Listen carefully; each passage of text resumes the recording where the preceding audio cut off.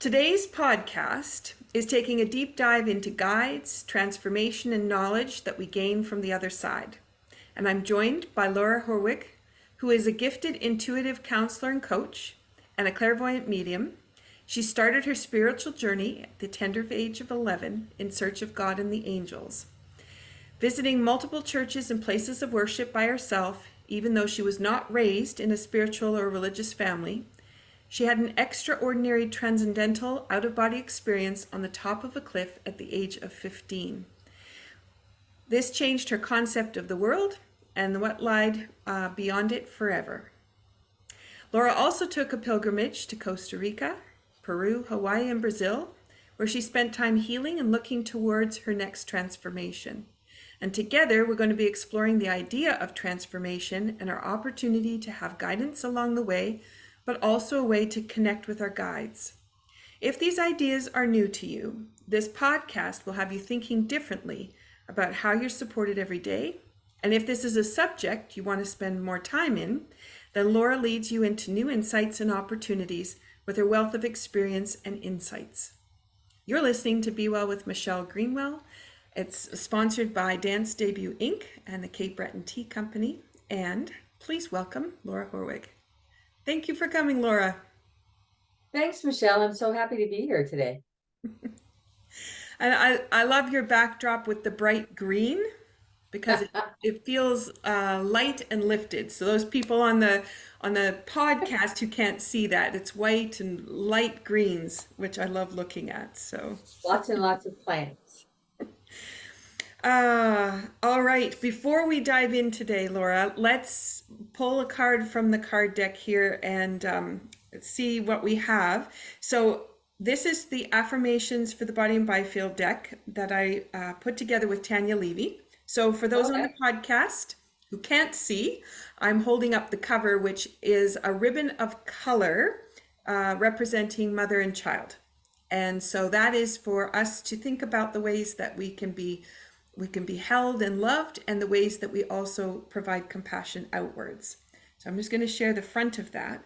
But the card that I pulled for today, I'll show you the picture here. So for those people, again, who are listening, for me, this kind of looks like almost lungs. It's red at the bottom with some white at the bottom, and it's got blue up at the top. But it expands out like two great big wings. So for some people, it might be a butterfly. And it represents lumbar 1. So this is at the base of the spine. This is the bottom, the ribs have just finished. And we're going into the lower part of the back where a lot of people end up with, they have a sore back. So the affirmation is, when walking the straight line, be sure to find awareness for what has been, what is now, and what is possible as you move forward. Together, experience and knowledge continue to guide and support.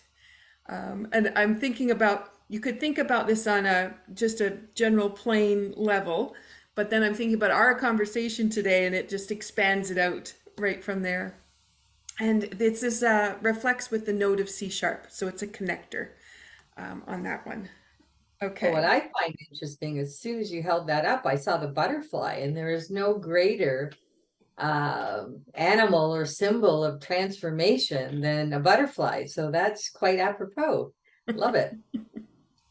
And the colors too, just the ribbons, the red at the bottom, the blue green, and it opens up at the top in this lovely column, I guess I'd say. I'm not sure if it's quite a column, but anyway, for those people that can't see the image. And the second part that I want to bring forward before we dive in, because I know you and I are going to take off in conversation, but I want to make sure that all of the listeners have a chance to have a balance or a way to bring calm and peace into their day by listening to the podcast and feeling like they transformed at the end. And so having an affirmation is one way, showing the art is another, but then also the ritual of tea. So, Laura, what did you put into your cup today? Well, I thought, since we were going to do a lot of talk about transformation, that I would choose a nice calming tea, which is one of my favorites is chamomile. And I thought that would be very good to kind of set that tone so that we can kind of dive into that transformational energy.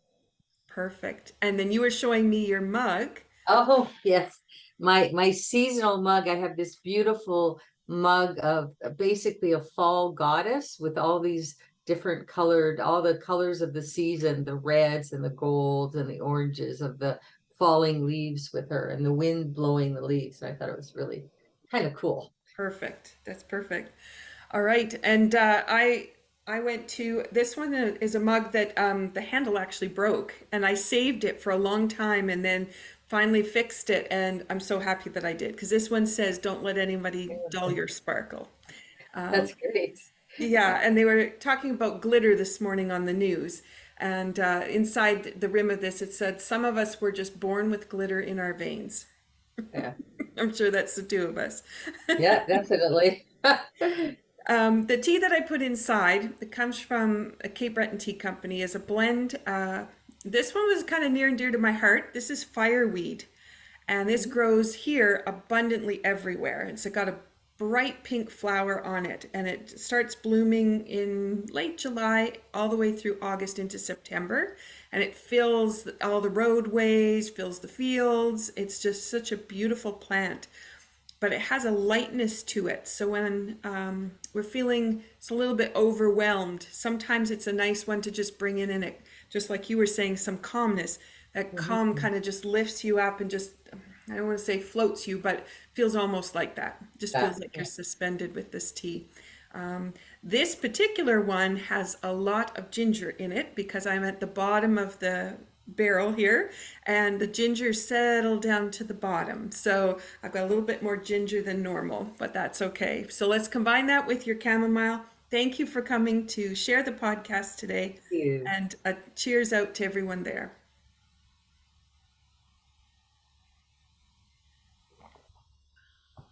Oh, lovely. Okay, so I'm always curious how people end up where they end up. Do you want to share a little bit about how you started to know that this was the kind of work you wanted to do? You were talking about in your bio about when you were younger, going to the different churches, what you were searching for. How did you know you needed to go and look, and what you needed to find? Well, I don't know. That's an interesting question. Nobody's quite asked it that way. I don't know how I needed to look. I was just strongly guided and urged. It was like one of those huge nudges you get. And I was, like I said, I was a child, and my family was not religious. I think maybe way back when I was like 5, I think we went to Baptist Sunday school for a very short period of time, but we weren't a church going family or anything like that. And I just decided that I needed to talk to God and the angels. And I just got an intuition right now.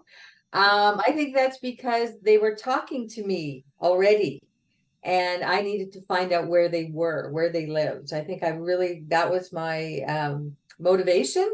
And so, of course, as a young child, everybody said that, God was at church, or God was, where you worshiped. So this is started this every Sunday. Luckily, I was in a subdivision land, kind of, where there's at least 6 churches of different denominations within walking distance of my home. So that's what I did. Every Sunday I went to a different church. And what I found out was that there was lots of nice people there, but that's not where God or the angels were. And it wasn't until later in my teens that I found my church, and I found where God was for me. And that was out in the wilderness, out in nature. And that's when I had that experience of having that out of body experience when I was rock climbing when I was 15.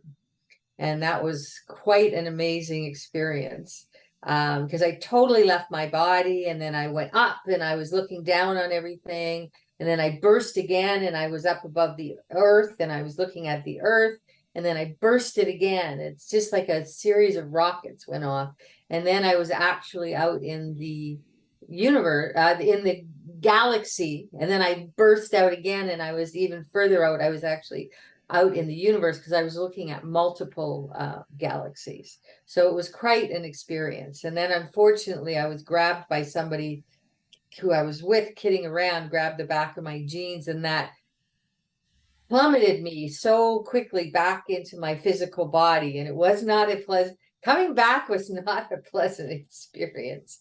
Going out was a very pleasant experience.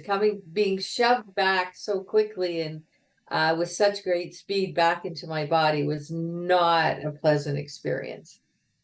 And this is when it solidified to me that living in these bodies was not our original form, because it was so difficult coming back in the body, and it felt so unnatural that it cemented in my mind forever that we were spiritual beings having a human experience instead of human beings having a spiritual experience. Ah, that's an Okay. interesting connotation. Yes. Yeah, so that's where that all started, and it kind of went from there. Like my spiritual journey, I think this is pretty true for just about anyone. Your spiritual journey is not linear. There's ups and downs. There's times where you have a lot of spiritual, and that's your focus, and then there are times throughout your life when that sort of fades away. It's always that underlying. It has been for me anyway. It's always been that underpinning for me, but there's times that I have been very focused on my spirituality throughout my life, and then there's been times when I haven't been. But you asked me about how I got into this work. What Hmm. refocused me actually into this work and changed my my career for almost 30 years was in advertising and marketing. But pretty much as far away from spirituality as you can possibly get. But what focused me back into it was the sudden passing of my partner. And if you've ever had anyone very, very close to you pass, it's not just healing from the grief and of their passing.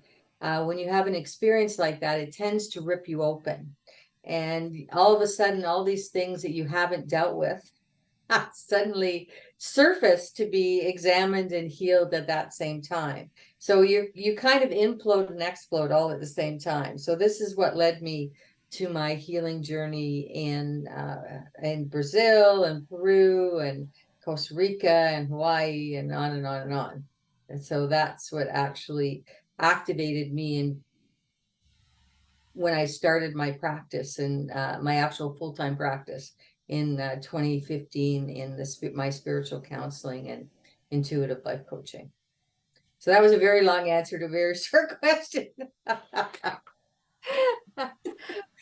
But it's so interesting because I think as people can look back in their own lives and they Mm-hmm. can start to see those same kind of timelines when all those little aha moments happened, or maybe they weren't even aware of them. But as you're talking and describing, this happened to this happened to this happened, and you start to look back and you go, huh, I had that experience and that experience and that experience. So bringing people into the thoughts that they've been there, they maybe didn't notice quite so much, maybe didn't have quite the same rock climbing experience that you had.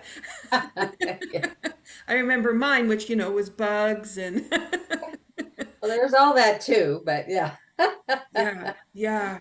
And so when you were rock climbing, were you just kind of meditating at the top of the mountain, and then the buddies Yeah, just kind that's of. exactly what happened. What happened is we were actually I think at that point we had done the rock climbing part, and we were getting ready to do the rappelling back down the cliff face. And you stand, there's nothing like standing on the top of a cliff and being able to see for miles and miles and miles. That in itself is almost a transcendental experience. And that is, I'm sure, what triggered my experience in the first place, was being in that. And as I said, the power and the essence of nature is so compelling that it just puts you in a totally different state of reality than being in the city or being in a house or anything like that. Because we weren't just out in nature, we were out in the middle of northern part of Algonquin Park in Ontario, which is, a lot of people will be familiar with it, and at least in Canada, because I think it's the biggest provincial park or one of the biggest provincial parks in Canada. So yeah, it's you're out in the middle of nowhere. Let's just put it that way, out in God's country, as they say. And I believe that's where the expression came from, really, actually, now that I think about it. I hadn't thought about it that way before. See, this is what happens to me. I talk to people about different things, and I have even experiences for myself when I'm telling stories because I think of things in ways that I've never thought of them before. But Yeah. I'm sure that's where that expression comes from. Yeah. Yeah. And I'm thinking about, as I was chatting with someone today about grounding and grounding mats and those kinds of things that we can bring inside, because you're talking also about an interesting concept, which is a lot of people are trying to find that kind of experience of connection and hearing the angels and being influenced by their intuition, but they're doing it from inside a building where there's lots of barriers that can be there to keep them from connecting, and not really realizing how much, if they just went for that walk or went outside or stood in the grass and made that connection with Yes. nature, how much easier the tuning in would be. And like you said, when you are at the top of the mountain and you're looking across cascades of mountain, or you're looking across the lake, The lake there's, and the forest and yeah. yeah, there's just so much unobstructed information that is sitting there that you can connect with. I hadn't really thought about it in those terms either, because I spent a lot of time indoors and trying to accomplish different tasks. So, really making that time and effort to be outside is just so valuable. Oh, it's huge, and we've lost that. And I actually, what makes me cringe is the young people, is the children, because you probably yourself as well. When we were growing up, we spent most, like, the second dinner was over, we were outside, and we didn't come in till the street lights came on, and we were always outside. There was none of this, sitting playing video games, or I don't know what they're doing these days, but they never seemed to get outside, and we were outside every possible minute that we could. And when we came home from school, like we never went in until we got called in for dinner, and then we had dinner, and we went out again, and we were never in till we got called back in to go to bed. Yeah, like it was we were always outside building forts and riding bikes and you know playing street hockey and hide and seek and all those things. So it was a very different, and I think a lot of kids these days are being really cheated out of that experience, and it's a very different type of upbringing than doing a lot of having so much indoor time as opposed to being outside. Hmm. And then thinking in terms of intuitiveness and hearing messages or understanding cues that we're receiving. It's a Mhm. lot harder to have that experience happen when you're surrounded by electronics and Well, exactly. And you got headphones on or earbuds in, and and the other thing is, when you're doing that kind of activity, there's not that body awareness. If you're active outside, you're not only connecting to nature, but you're also connecting to that body awareness. And that's a huge, people don't realize what a huge part that plays in intuition and receiving messages. Um, you have to be connected to your body, and that's what I'm finding also today is not just children, but everybody is becoming less and less and less connected to their body because of all these things that we're doing and things that we're not doing. mhm, mhm. I'm just thinking, because the card that got pulled today is from the spine section of the deck. So that Mhm. would be all of this, the neck, the thoracic, and then the lumbar. And each of those vertebra is vibrating at its own frequency. And when we sit at a desk and everything compacts, that frequency is gone. Exactly, yeah. And if you start to think about how are you going to receive messages or intuition or have a way of knowing, if your body's closed down and you've got a shallow breath, it's really hard It's to really hard to hear. have that connection, yeah. Yeah, yeah. But you're right. When we came in at the end of the night, we were ready for a bath because we had been everywhere all Oh, day. exactly. You definitely had to have a bath You before bed. definitely had to have a bath. Oh my gosh.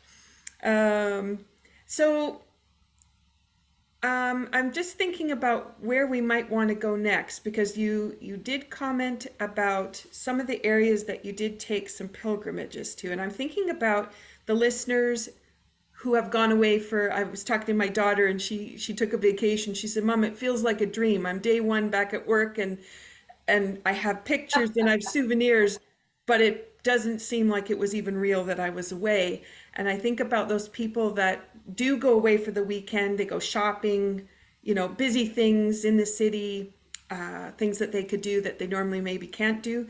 But then there's those trips that we take where we are looking for something different and the experience of and the differences of that. Do you want to talk about how that's for you? Okay, well, I guess I'll do a quick synopsis and then I think I'll concentrate on Peru. But interestingly enough, it's what happened to me in Brazil that actually led me to Peru. And we're talking about transformation, so I want to do that. Again, it was right after the trip to Peru to Brazil happened as a healing journey after the loss of Tim and all these other things coming up for examination and healing in my own life.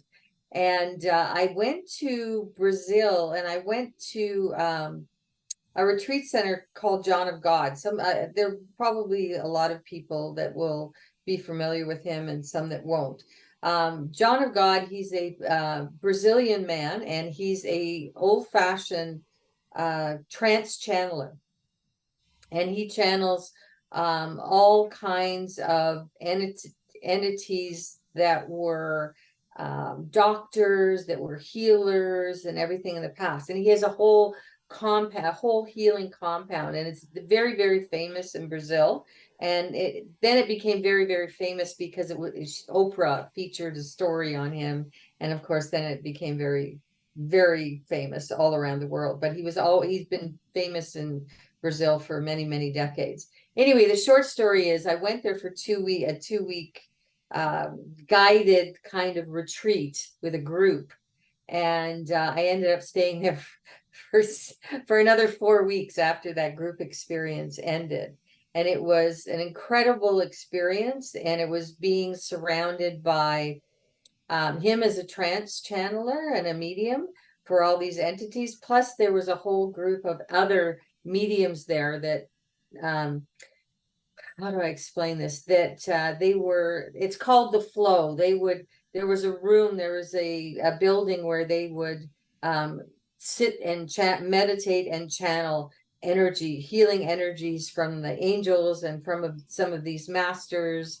And there's several angels and Mother Mary was a big part of that too. And Brazil has an interesting spirituality because they're both Christian and they're both heavy spiritualists. So it's a very interesting blend in Brazil.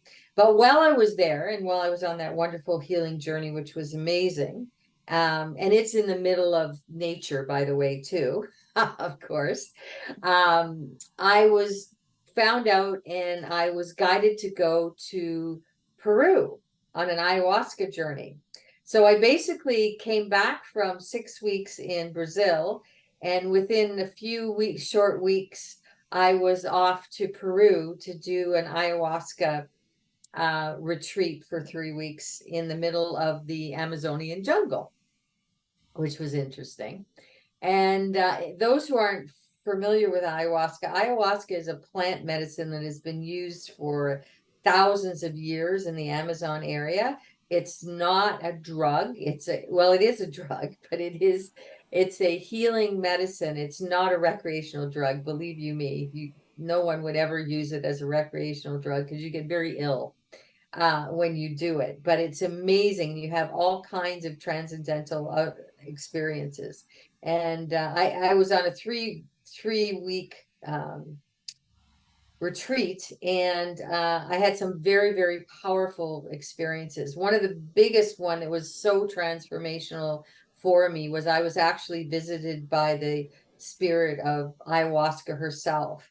Now, ayahuasca she's basically a jungle goddess energy, if you want to look at it that way. Sometimes she presents more in the old crone. That's one of her visages. But I saw her in the very shamanic form of a giant snake, which is a little unnerving. But she took me on a shamanic journey of through the underworld and teaching me how to deal with spirits of all types over the course of probably 4 or 5 hours. So it was very transformational. And I think actually was responsible for activating a lot of the gifts that I already had, but were certainly not at their peak of activation, shall we say. So that was an incredible journey. And we did journeys, ayahuasca journeys. They're typically, you're not supposed to do it until it's dark, because when you're on ayahuasca, you're extremely light sensitive. And they have these wonderful round screened buildings, and you're lying around the outside of the building, and there is a special shaman. We had a wonderful classically trained over many decades Amazonian shaman who was leading our journeys. And they basically went from about 8 o'clock at night till around 12, 1 o'clock in the morning. I did some that lasted almost 12 hours, basically, because I also found out that, well, I already knew this, but I really learned it. I'm quite sensitive to medications of any kind. And the first couple of sessions realized that I didn't need the amount of ayahuasca that other people needed in order to have the experience, because it's really supposed to only last for about 4 hours. And the first time I did it sort of on their usual start initial dosage, I was on a 12-hour journey, and that's a very long time from 8 at night till 8 in the morning. And even at 8 in the morning, I was still not totally grounded, shall we say. So Mhm. it was incredible. And it wasn't only my own experiences there, because I was with a group of people. It was seeing the transformations of people, the healings that went on, anything from physical to mental, emotional. People were there with all different, like I was there for a lot of different reasons, but most of my reasons were mental and emotional healing because of the things that I've been through. But there was people with physical problems there. There was people with, major problems with anxiety issues, all kinds of things like that.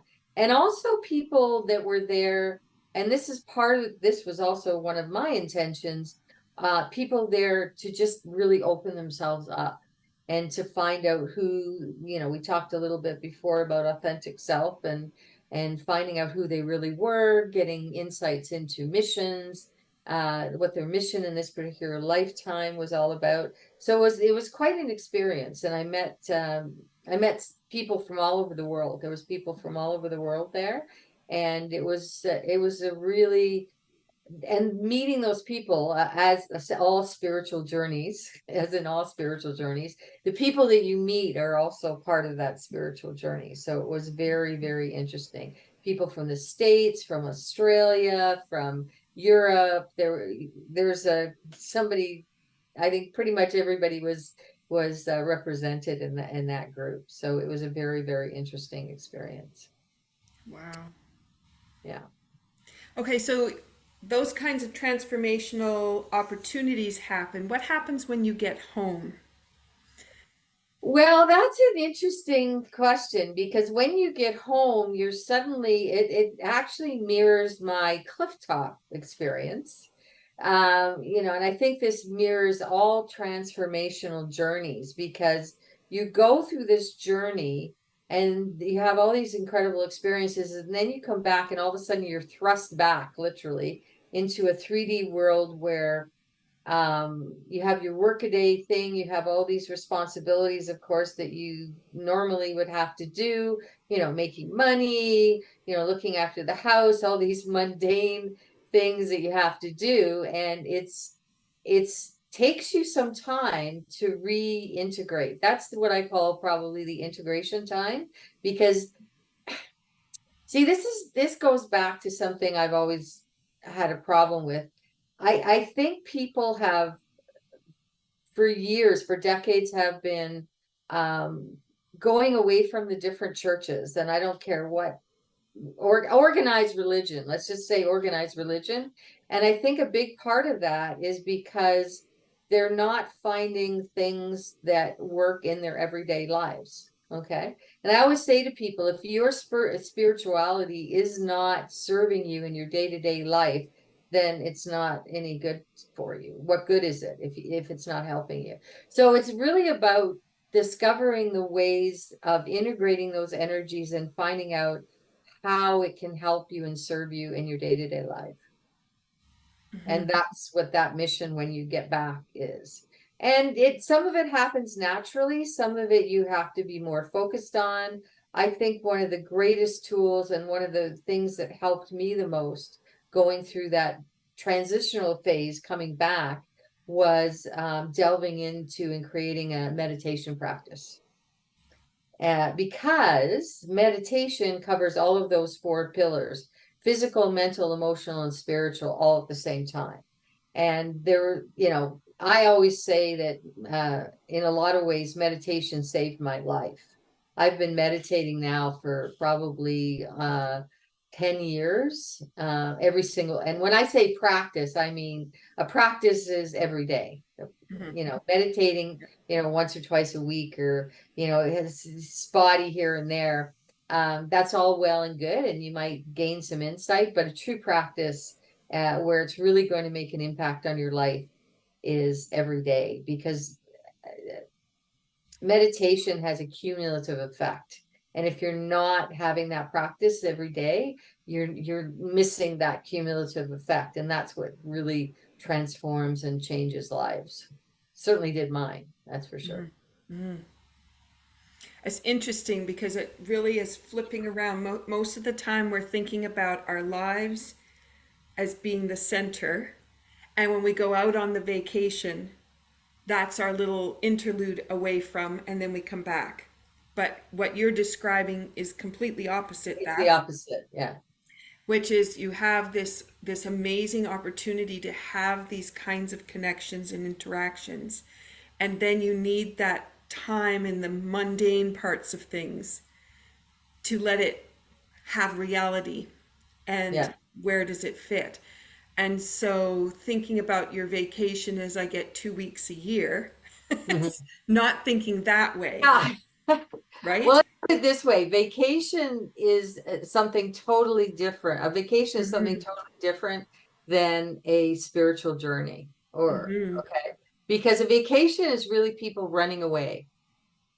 It Exactly. really is. People running away and hiding. Because what do most people do on their vacations? Most people eat too much, drink too much, shop too much, do all those things that are really escapism, okay, as opposed to actually opening up. And even in terms of relaxation, I know some people who come back more tired from their vacation than they were when they left. And that's really not, I think we have to start really looking at in a different sense, because what you really should be doing on a vacation is learning how to relax, connect, decompress. And you should be doing different things than you do at home, not just in a different. See, what happens with most people on vacations is they take everything they do at home and they just do it in a different place. Yep. Okay. So if you're still, doing these excessive things and you're just doing them with palm trees around you, you're really not, you're really not having a vacation. You're just taking your heavy, stressful, overactive life and putting it in a warmer climate. That's all you're really doing. So this is why people come back and they're like, oh my God, I'm so tired. I need a vac. You hear people say this all the time. I need a vacation from my vacation.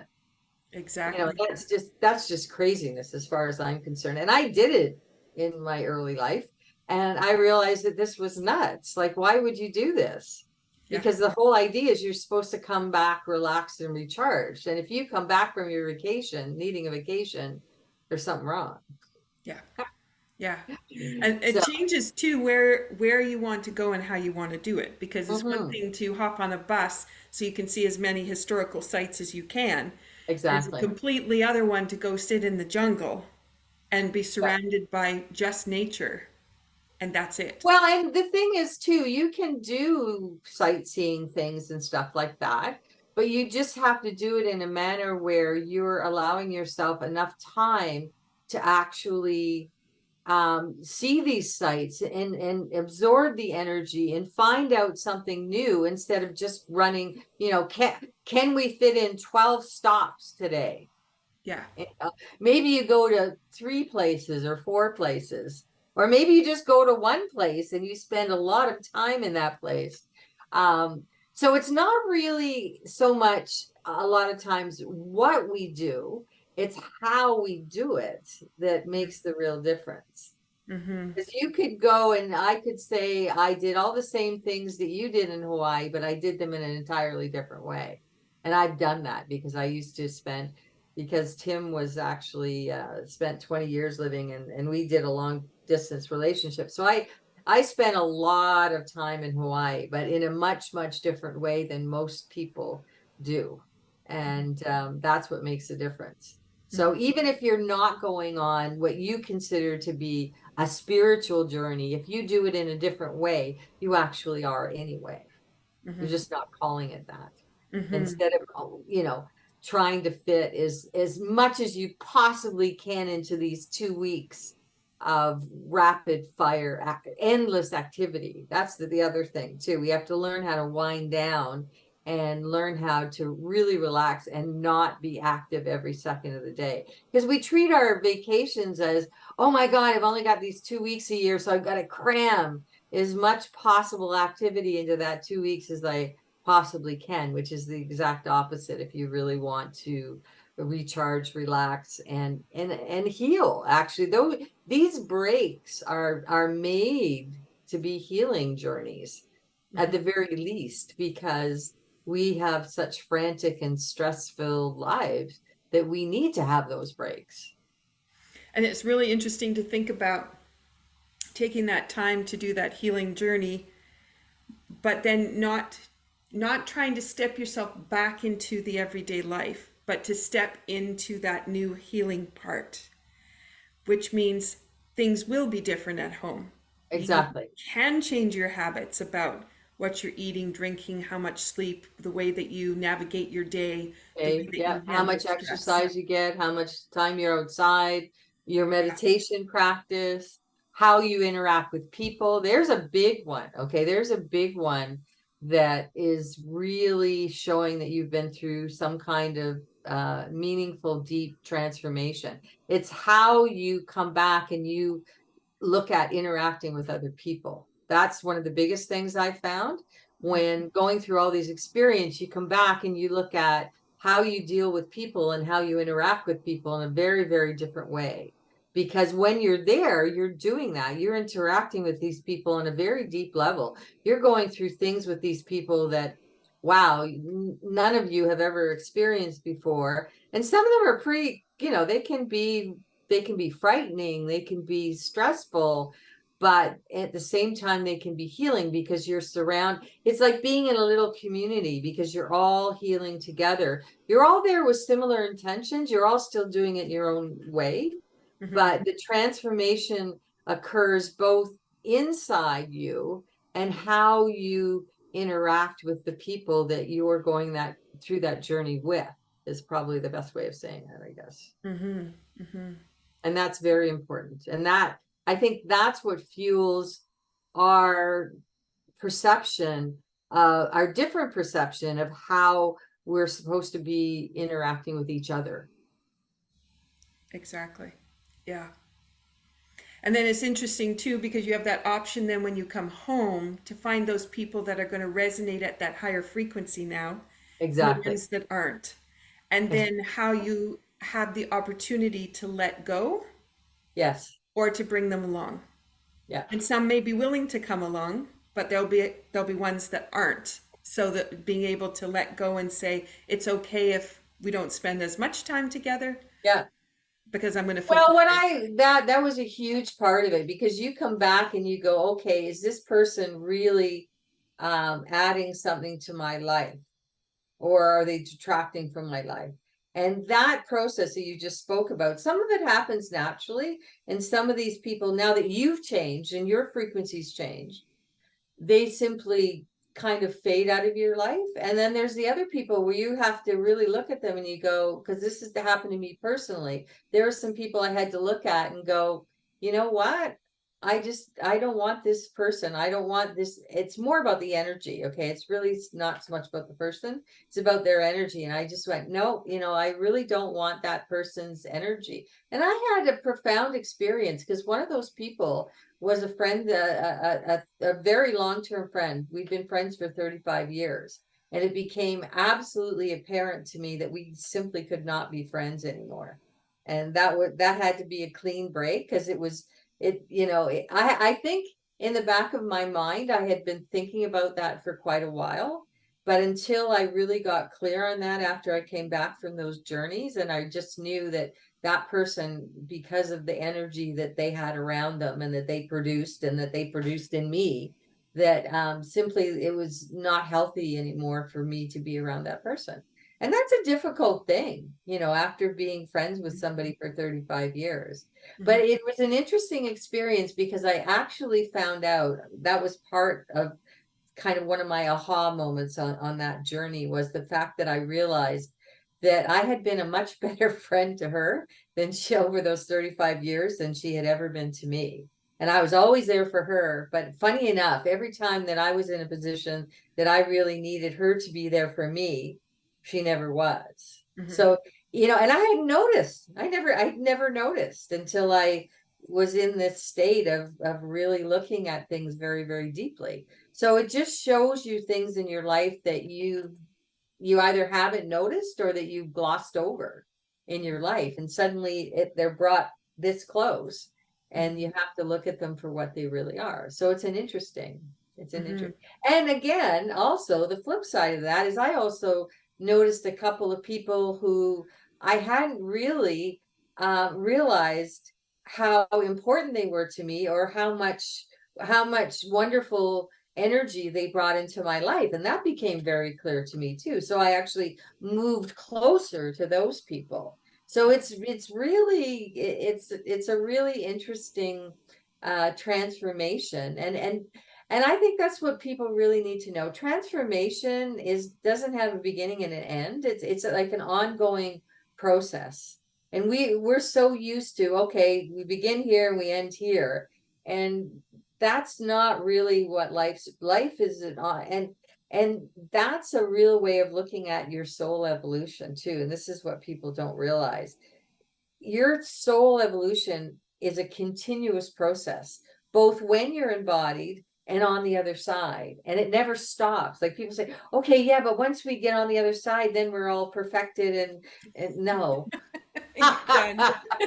No, it doesn't work that way. It would be nice if it worked that way, but well, I don't know. I like the whole idea that that process never ends. Like we just keep growing and growing and evolving and transforming, and it just, like I said, it changes the whole way you look at everything.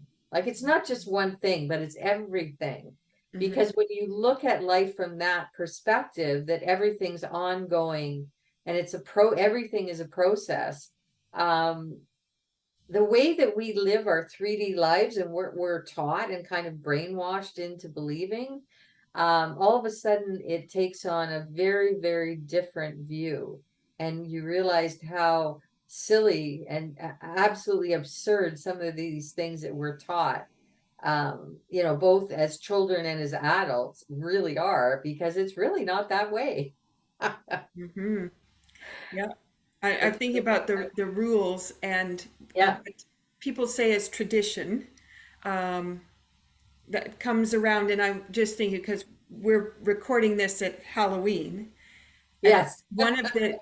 one of the holidays that's gone around the world, but really needs to transform. It has a lot of really bad habits that go with it, and it would be so lovely if we could remove all of the candy and the sweets and the gluttony and those pieces and get back to things like character and games and playing and what it's like to take on different personas and try them out and you know. Well, and it's also really the whole idea of Halloween was about honoring our ancestors and honoring the people on the other side. Like that's actually the real that's what the real thing is. But it's like everything. It's like every holiday, at least in our Western world, like even Christmas.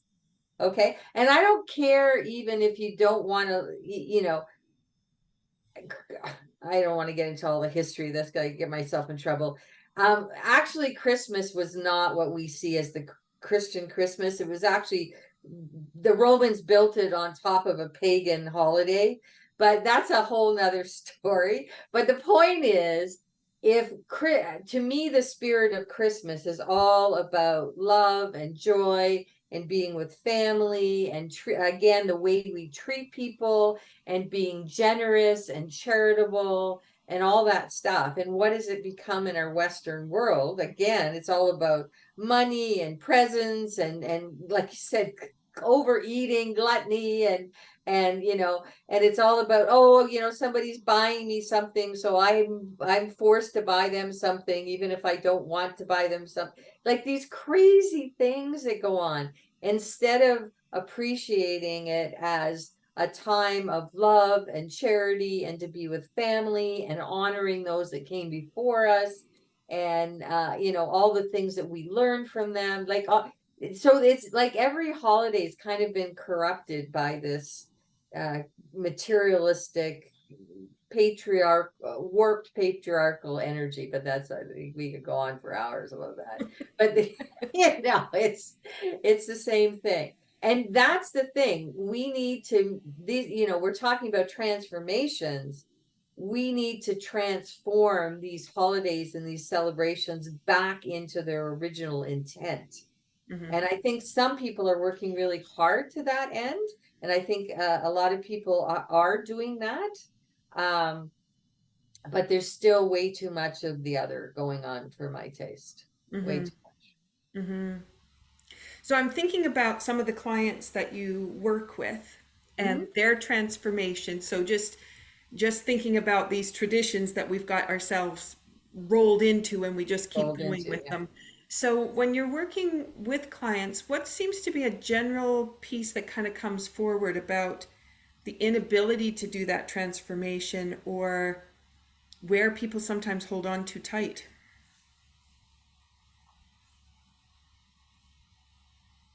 Well, if you want to go, there's a lot of individualistic things, but to sort of go on the whole, if we look at it from the generality of the whole thing, really it comes down to people having to come to grips with all these things, that getting back to their authentic selves, and getting rid of all this brainwashing that happens to us.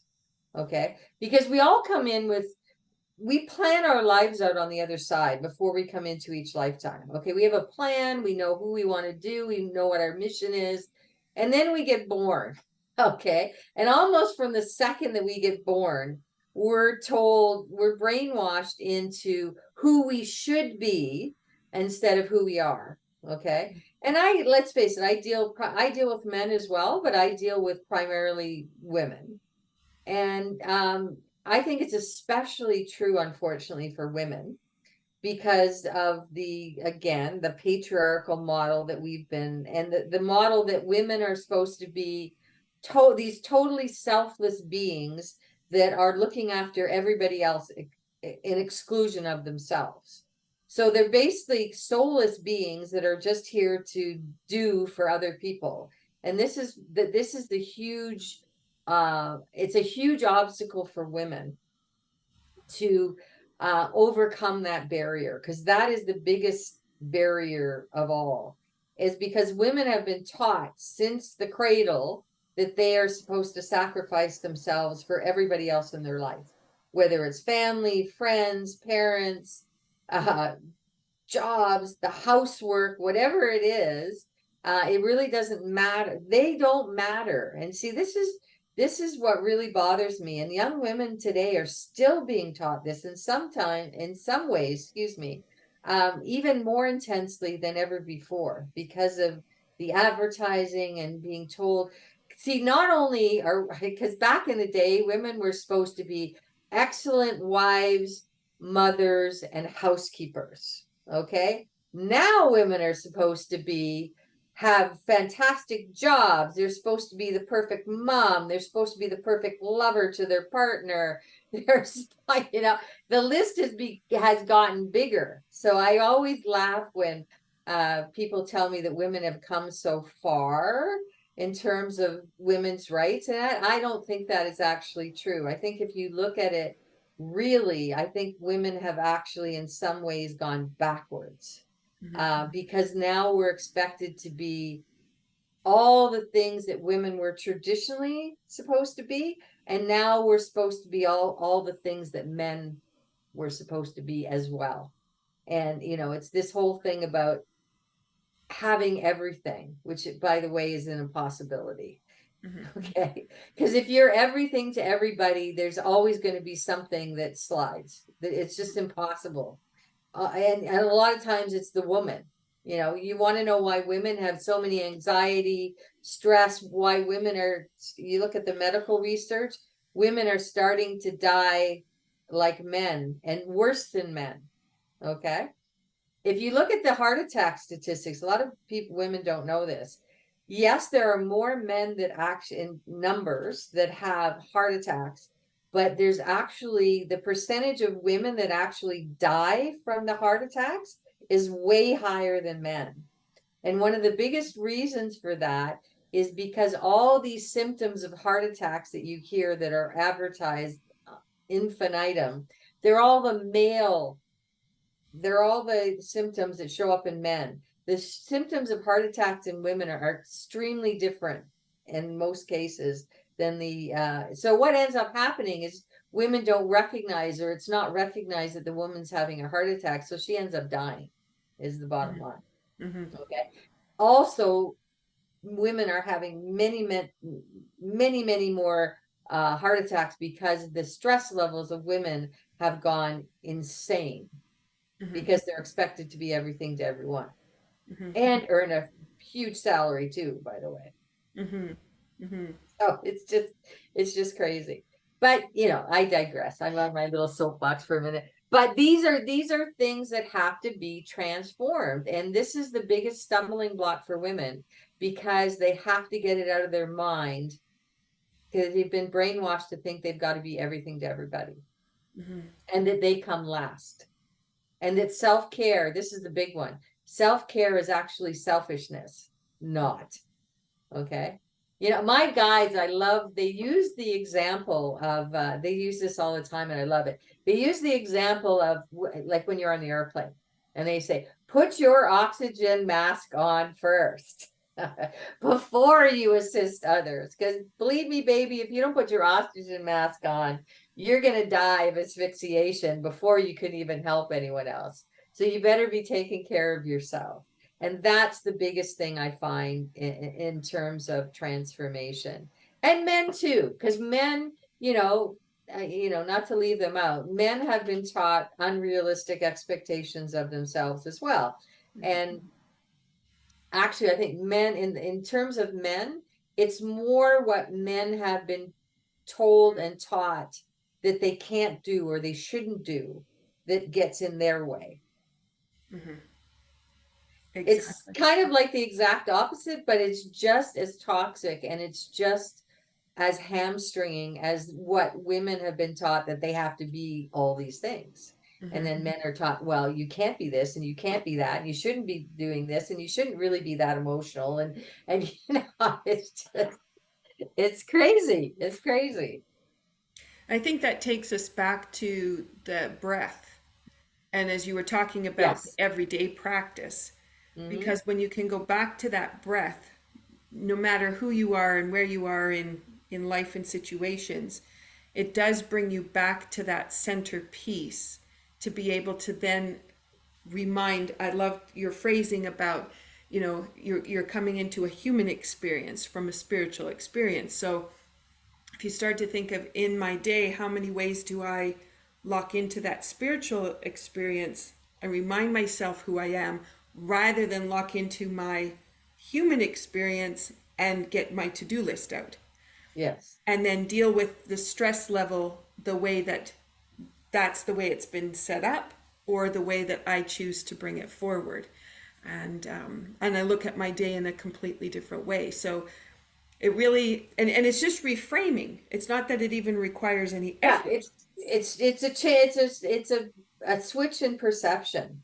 And perception, and this is another thing my guides harp on, is perception is everything. Mm-hmm. And one of the biggest things that has really been brought to a fine point for me of late is goals versus intentions.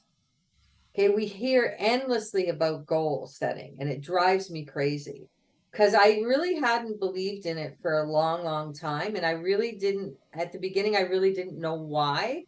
And now I understand why, because goals are these hard-edged, time limited things that actually usually make us want to quit.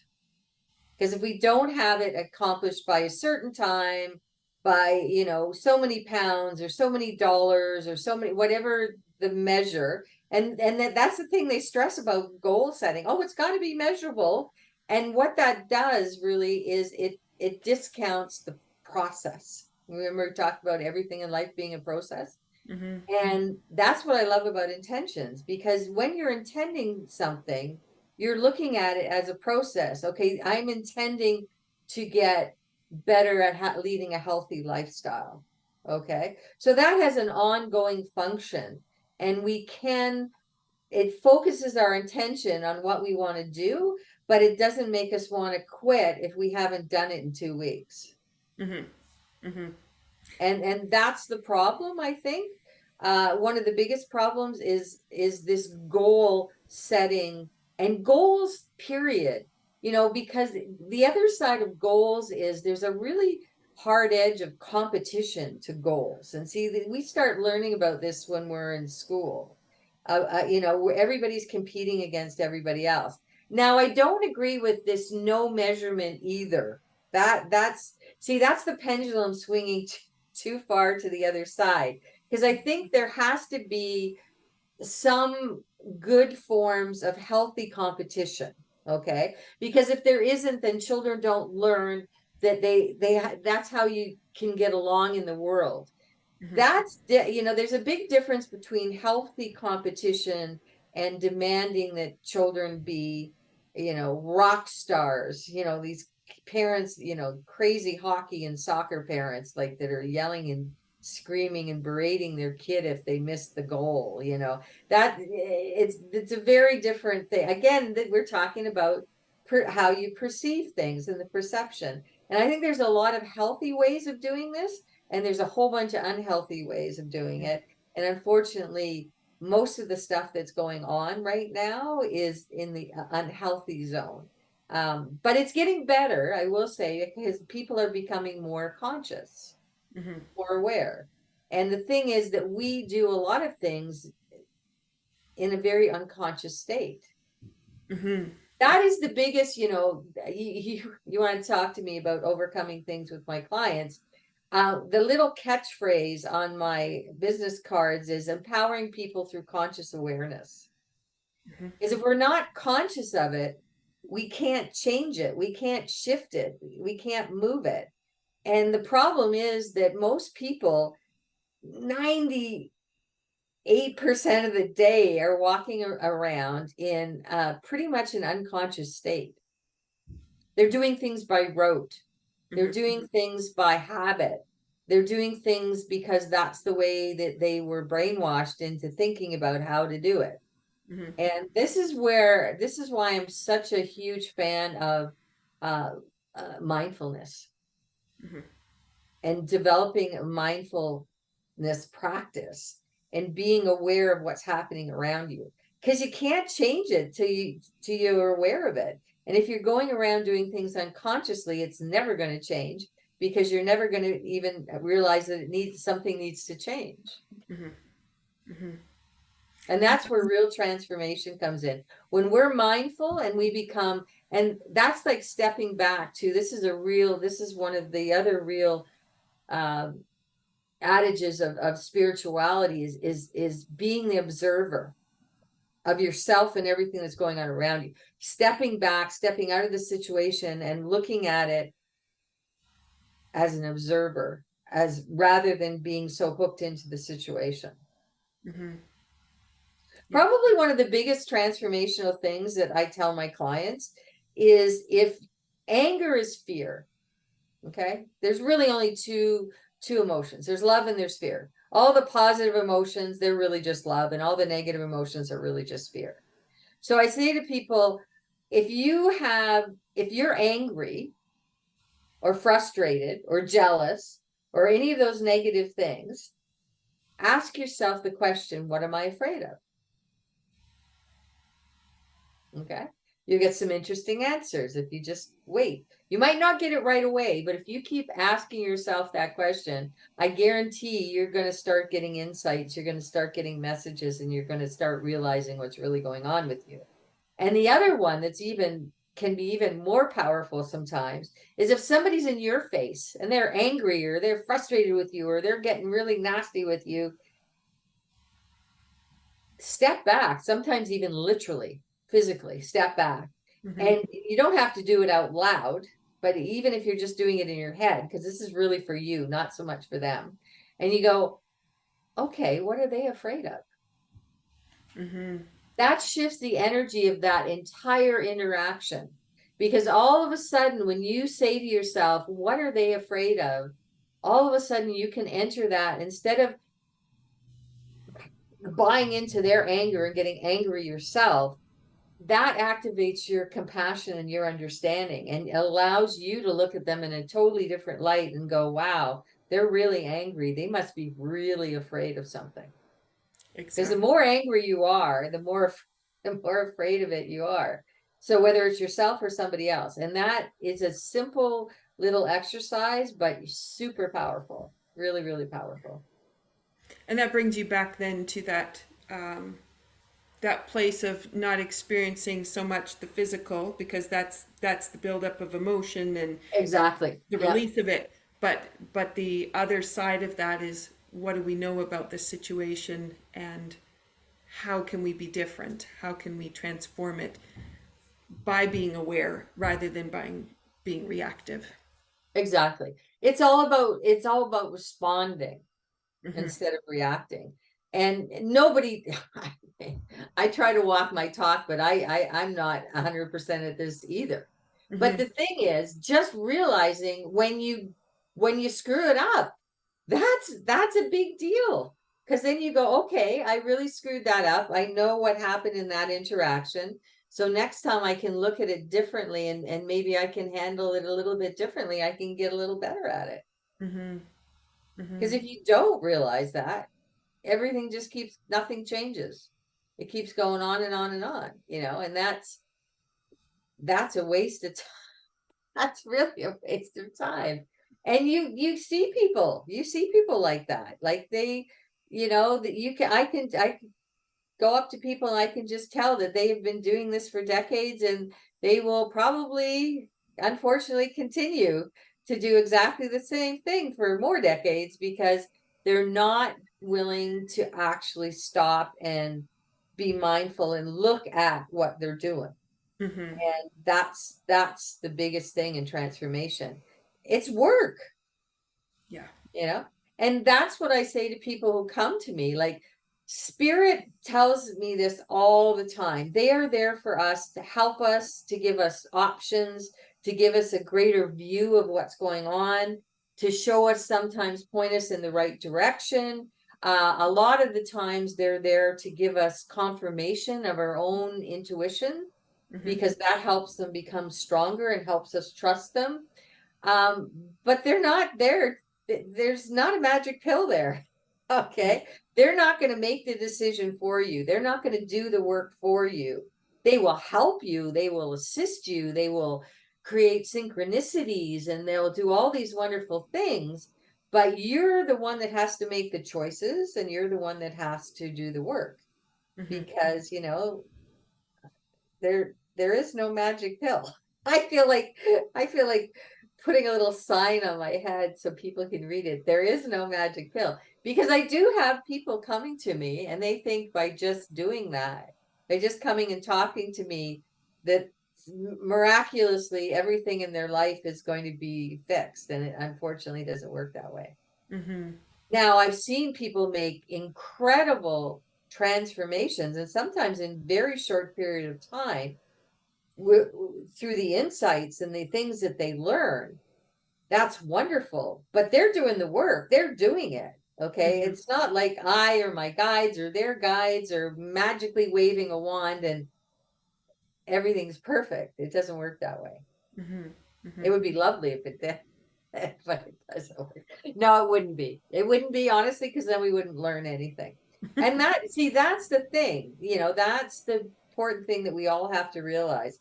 There's a reason that they call it Schoolhouse Earth, is because we're here to learn. We're here to evolve our souls. That's why we come here. That's why there's a lineup to get in here, because it's way faster, way easier to evolve our souls and to learn here in the physical, because of all the challenges that we have to go through. We evolve and we change on the other side, but it's much, much slower, because there's hardly any challenges. There's hardly any stuff that we have to deal with. It could take eons over there to do some of the stuff that we do here, and probably in one lifetime. And that's why it's such, that's why guys tell me all that. There's literally a lineup waiting to get in here. Okay. Just so, because you can evolve so much faster in the physical. And particularly, they tell me on this planet, because this is the only planet, I hear this all the time, of free will. And the free will part, where we have 100% free will to make those decisions, that's what is that driving mechanism for change and evolving. Because there's other physical experiences out there to be had in the universe, but they're not on the same level as they are here on planet Earth. And that's why so many people, so much of spiritual energy and spiritual awareness is focused on Earth, because we are a very, very unique situation. So I think that's kind of cool. It's very cool. It's also really interesting when you start to think, what do you want this lifetime to mean? Exactly, because you could literally, if you decide to, and there's people, believe me, there's people who do it, you could go through this an entire lifetime here and learn absolutely nothing. In fact, you could actually backslide. There is a possibility that you could actually do that if you actually do nothing. And there's people who do that. Yeah. There is another situation which I've been shown. I don't think I've had one of these yet. But there is what I call a holiday lifetime, a vacation lifetime. And there are some souls that have had, I guess what I was shown was several very, very intense. They came in with each lifetime with a great big list of things that they wanted to do. And these are people that you see that have so take a different view of people that have a very rough life, because those are souls who have come in and they've wanted to accomplish a lot of stuff in only one lifetime. Okay. There are the odd people that come in and they have what I call a charmed life. Okay. This is the Disney life, where they seem to have. Now, there are people that seem that way that aren't, by the way. Mm-hmm. It's a very rare experience, and I've met only a couple in my entire life who've actually come in what I call a vacation lifetime, which is they just come in to have fun, enjoy their family, do the thing, and they have in comparison to everybody else, they have a very easy time getting through life and very few obstacles. But that is extremely, extremely rare.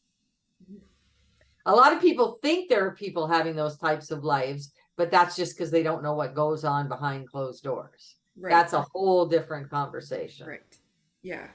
And then there's the perspective piece in there too, is what you do with it. Because some people will have that, where they pull the angst into it. And then you have some people that see that angst, but they know how to transform it. Yes, and I think too, a lot of the people that I saw, the couple of people that I saw having what I call a true holiday lifetime, they used their time to help other people. Okay. They had a very easy time of it themselves, but they were incredibly charitable. They were incredibly, what's that word for, sometimes I lose words.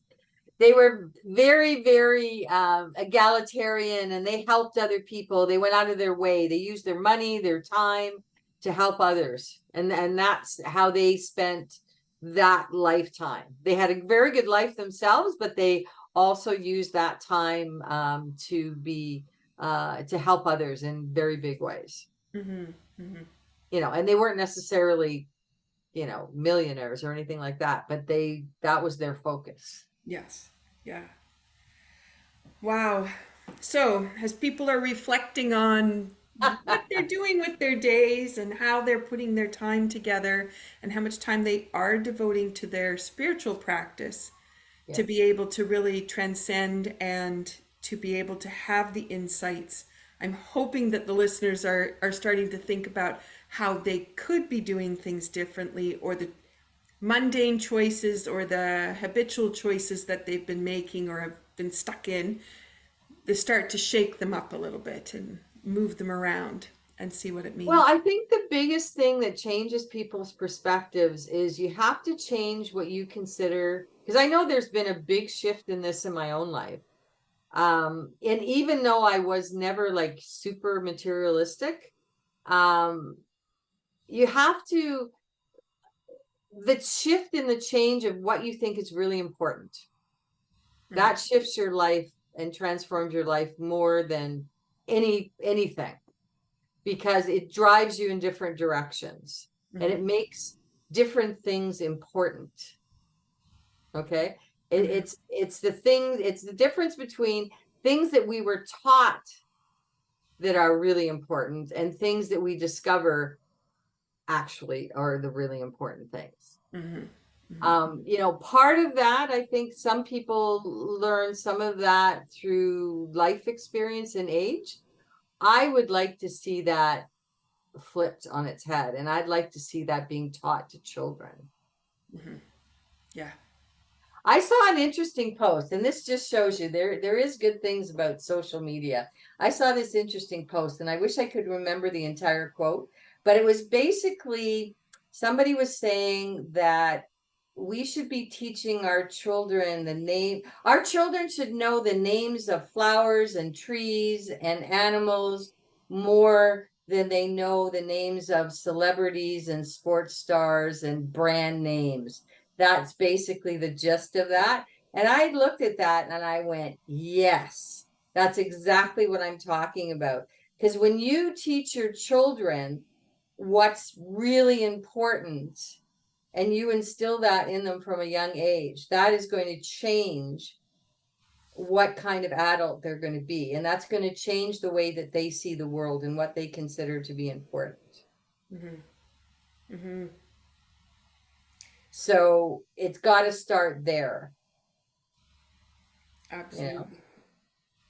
So it's, I think that segues us to what would be my last question for you, and that is, when you're working with clients and you're helping them to move forward, what's one of your favorite kind of movement exercises? I always like to finish with some kind of movement piece. You mean physical movement? Mm-hmm. Well, that goes back to what we're talking about, getting in touch with your physical body. My biggest go-to for people is some form of yoga. And depending on where they're at in their life and where they're at in their physicality, there is a form of yoga that will fit everyone. And the wonderful thing about yoga is it incorporates knowing your own body, and it also incorporates practices of meditation and breath work. So to me, yoga is and I also have my yoga instructor. I also went through my yoga instructor teacher training as well, which I did in Costa Rica, which was my experience in Costa Rica. We're going to have to do part two. A part two. Because that's a whole nother story, very another story. But that is my go-to for people, because it brings it all together, brings the physicality, the movement, and yoga is also strength and flexibility. And people, every other kind of physical movement, a lot of them focus on one or the other. But yoga brings both those together. It also brings the breath work, which is super important, as you brought up earlier. And it also brings in that element of meditation. Mm-hmm. Because a lot of people don't realize yoga as we know it here in the West, the asana, the movements, they were created to allow people to be able to sit comfortably and do meditation. Okay. It's not that meditation is part of yoga. Yoga was created in order so people could meditate better. Interesting. And a lot of people don't know that. Yeah. Because that's why it was created. Because most people can't sit comfortably in order to meditate. And I take it even further. You don't have to sit to meditate. And this is probably one of the most freeing things for so many people, is you can do all your meditation laying down. And that's a godsend for anybody with any kind of physical injuries and things like that. But that's probably in terms of strictly physical stuff, that's what I really, really recommend to people. Mm-hmm. I talk about the self-care package, and we could spend an entire program just talking about the self-care package. But that's the biggest thing, because again, if you're not taking care of yourself, you can't help anybody else. And I don't care who it is, your family, your friends, even people you work with. You're going to be if you're not taking care of yourself, and you can't pour from an empty cup. Yeah. Okay. This is good for the tea thing. Because we started off with tea.